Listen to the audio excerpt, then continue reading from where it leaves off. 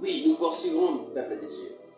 Je disais qu'il y a des chrétiens inconscients qui pensent qu'on peut commander Dieu dans leur maison. Bien-aimé, ne sois pas parmi les inconscients. Les chrétiens inconscients, ils n'ont pas la stabilité. Ils n'ont même pas confiance au Dieu pour lequel ils sont en train de servir. Ils sont dirigés par le vent. Là où le vent les amène, ils sont en train de partir. Mais bien-aimé, écoute-moi. Tu ne dois pas être inconscient jusqu'au niveau de ne plus avoir confiance en Dieu. La Bible elle-même, elle est claire. Maudit soit celui qui se confie dans l'homme. Comment tu ne peux pas avoir confiance en Dieu? Tu dois avoir une stabilité étant chrétien. Bien-aimé, écoute-moi. Tu dois avoir confiance en ce Dieu que tu sers. Donc, tu dois savoir que les chrétiens inconscients, ce sont des chrétiens pareils qui se laissent malmener par toutes choses. Ce sont des chrétiens qui se font initier comme il faut dans des églises. Pourquoi, bien-aimés? Parce qu'ils n'ont pas la parole de la vérité en eux. Et au dernier jour, Jésus-Christ leur dira, je ne vous connais absolument point. Regardez quelqu'un qui s'est donné tout le temps. J'ai cherché Dieu. Je suis en train de partir chercher Dieu. Mais en soi, tu es inconscient de qui tu es en train de chercher. On te dit, faisons ceci. Il faut que tu te réveilles à telle heure. Tu prends ceci, tu enlèves les habits. Et tu es inconscient de qui tu es. Tu arrives à faire des actes qui sont purement immoraux. À cause de ton inconscience. On te donne tout ce qu'il faut. Tu ne consultes pas même la parole de Dieu. Or, c'est la parole de Dieu qui te montre le voie à suivre. Et si tu ne consultes pas la parole de Dieu, voilà maintenant où tu demeures inconscient. On te donne tout ce qu'il faut faire et toi, tu te dis, parce que l'apôtre a dit, parce que le prophète a dit, je dois le faire. Or, ce que tu es en train de faire est à l'encontre même de la parole qui est écrite. Donc, tu es inconscient de ce que tu fais et comme solution, tu seras régné par Dieu. La parole de Dieu, c'est la vérité. La parole de Dieu nous affranchit. Un chrétien qui est conscient, c'est que c'est la parole de Dieu qui donne la vérité nécessaire.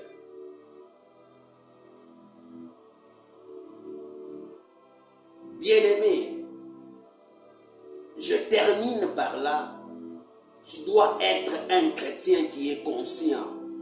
Quand tu es en train de voir les divisions, quand tu es en train de voir des disputes et des histoires dans l'église, en fait, les chrétiens sont en train de se diviser. Certains disent c'est nous qui avons la bonne parole. Certains disent que c'est nous qui avons Jésus-Christ. Certains disent que c'est nous qui avons les faits. Si tu vois ce genre de division, sache qu'il y a un combat caché. Il y a la malhonnêteté du diable qui s'est déjà installée. Quand tu vois des gens sont en train de se diviser, donc cette division-là, ça vient de la malhonnêteté, du combat caché. Alors chaque fois que tu te lèves le matin, étant chrétien honnête, c'est la parole qui est ton but. C'est la parole qui est ton bouclier. Comme David dit, elle est mon bouclier. C'est la parole qui est ta référence exacte, laquelle tu dois commencer à te référer lorsque tu as des problèmes. Oui, nous allons à l'église. parce que c'est la demeure où nous trouvons Dieu. Mais tu ne dois pas rester inconscient dans l'église. Tu ne dois pas rester inconscient dans l'église, ou sinon les chrétiens malhonnêtes vont prendre les dessus sur toi. Voilà, les églises éveillées ont compris ces combats cachés et les églises éveillées ont mis des groupes d'intercession dans des églises afin de combattre contre cette malhonnêteté du diable. Parce qu'ils ont compris qu'il y a des chrétiens malhonnêtes qui sont en train de mettre des blocages dans les églises. Alors ils ont fait recours à mettre des groupes d'intercession afin de bloquer le bannissement de l'œuvre du diable à l'enceinte de l'église. Réveille-toi, bien-aimé. Quand tu es en train de discuter avec quelqu'un, tu vois que cette personne-là est en train de mettre toujours des blocages dans les paroles de Dieu que tu es en train de lui donner. Il faut savoir c'est quel type de chrétien que tu es en train de donner la parole. Je vois un évangéliste qui est en train de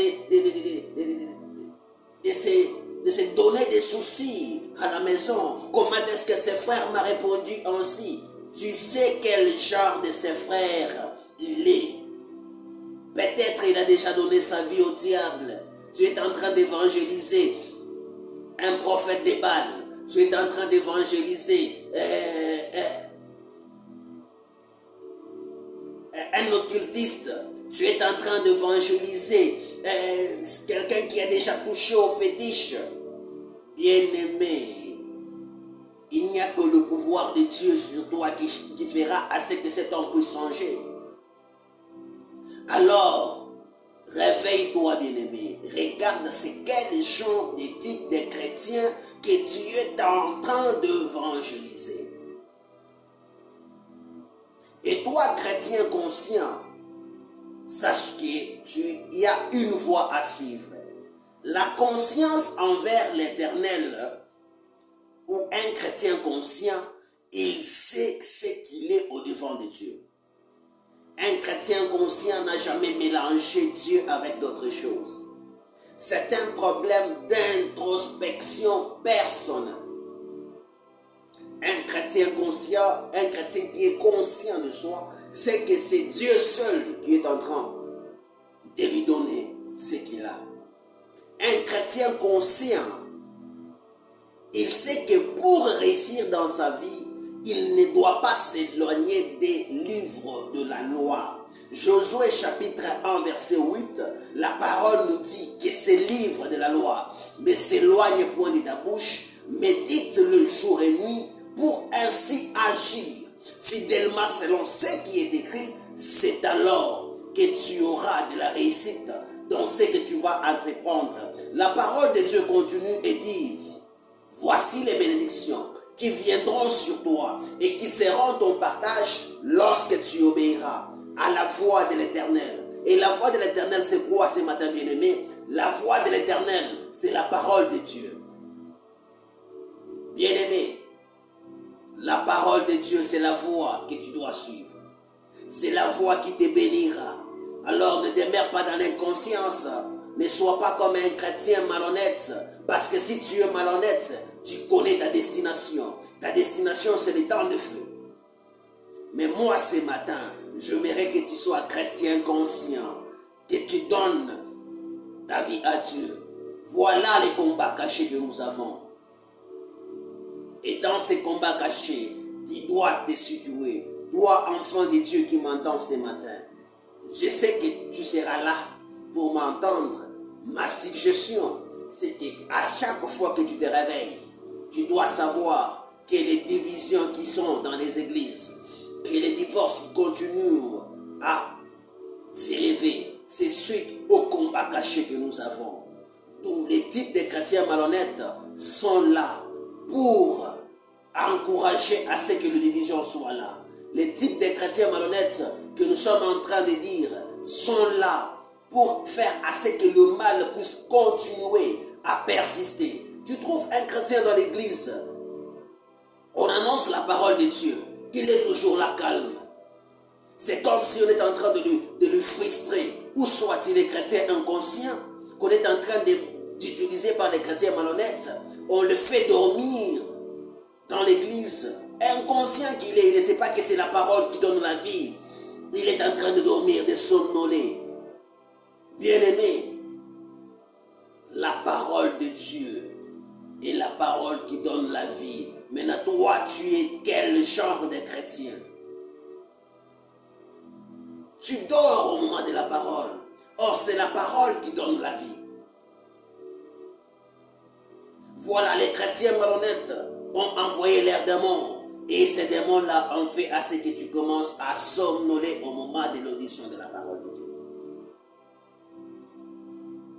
Réveille-toi ce matin.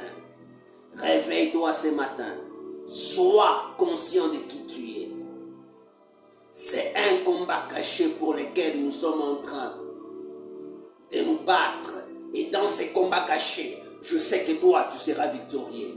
Dans ces combats cachés, je sais que les chrétiens malhonnêtes ne bloqueront jamais ta pensée. Mais ta parole, avec le pouvoir de la parole, tu arriveras à les convaincre. Parce que toi, tu as la parole de vie. Toi, tu as la parole de la réussite. Toi, tu as la parole qui ne sème pas la division. Toi, tu as la parole qui ne sème pas les disputes. Mais toi, tu as la parole de l'unité. Quand tu te retrouveras devant un problème, tu donneras la parole de Dieu. Et la parole de Dieu laissera l'unité dans le foyer où on t'a envoyé. Mais parce que toi, tu es chrétien honnête, ta parole débloquera les pensées. Oui, je dis ce matin que toi, tu as la parole de la vérité. Et quand tu te retrouveras devant les disputes, devant les divorces, tu sèmeras l'unité. Tu sèmeras la réussite là où l'échec est. Parce que toi, tu es chrétien conscient. Tu es chrétien honnête envers Dieu. Tu sais que la parole de Dieu, c'est l'amour. La parole de Dieu, c'est l'unité. La parole de Dieu, c'est la joie. La parole de Dieu, ce n'est pas la tristesse. Mais toi, tu ne te lèveras jamais pour te mettre en conciliation avec les chrétiens sorciers qui sont en train de s'aimer la division, qui sont en train de s'aimer le moquerie. Non, bien-aimé. Toi, tu seras honnête envers Dieu. C'est le frère Jacques Louemboué, fondateur du groupe Lisons la parole de Dieu. Dieu permet à ce que je vous laisse encore en ce matin cette prédication. Nous sommes sur les réseaux sociaux, sur WhatsApp, nous sommes là. Cette prédication, elle est déjà sous format écrit. Je vous la laisse sur WhatsApp et je vous la laisse aussi sur TikTok, sur YouTube même. Mais sur YouTube, nous avons encore des difficultés, mais Dieu permettra à ce que nous puissions vous laisser encore d'amples publications. Moi, c'est le frère Jacques Louemboué. Que celui qui a des oreilles entende ce que la voix de Dieu est en train de dire. Pour certaines personnes, c'est quelque chose d'étonnant de me voir en train de dire ce que je dis. Oui, c'est la grâce de Dieu qui fait la différence. Ce que je suis aujourd'hui, c'est la révélation. Bien-aimé, un chrétien conscient a la révélation. Si tu n'as pas encore la révélation, il est impossible pour toi de changer de camp.